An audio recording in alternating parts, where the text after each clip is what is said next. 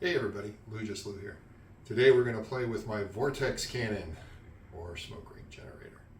It all started when I found this at a thrift store up in Ohio when I was visiting my aunt and uncle.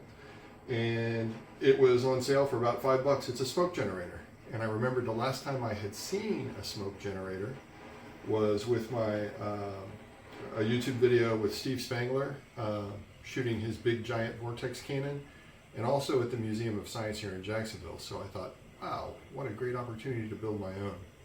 The first one I tried was with a 5-gallon bucket, and come to find out that 5-gallon buckets don't have a very flat bottom, which didn't work well. So then we came up with this. Basically, I cut the front and the back out of a water bottle, put on a heavy, thick piece of plastic, and attached to it is a old bungee cord. So what it's going to let me do is make a smoke ring or a vortex. So I can fire it from here, and if you kind of look, you might be able to see that piece of tissue paper over there move. So that works pretty good.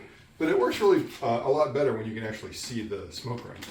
So that's where the smoke ring generator comes in. Move that over here. Put a little smoke in it. Doesn't take much. And now, let's see if we can get a smoke ring.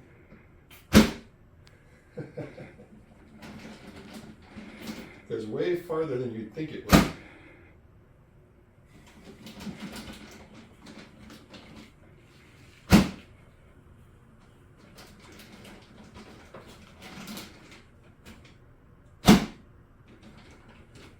Shoot one with the camera lady here.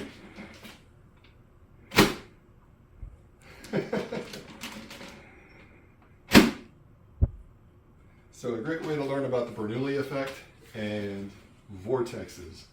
I've had way more fun with this shooting my family than I really should have. So go ahead and make yourselves one. I just cut the top off, the back out, put this on with some bungee cord.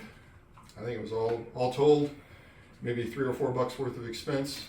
My yard find or salvaged smoke generator was $5. So an inexpensive but very, very fun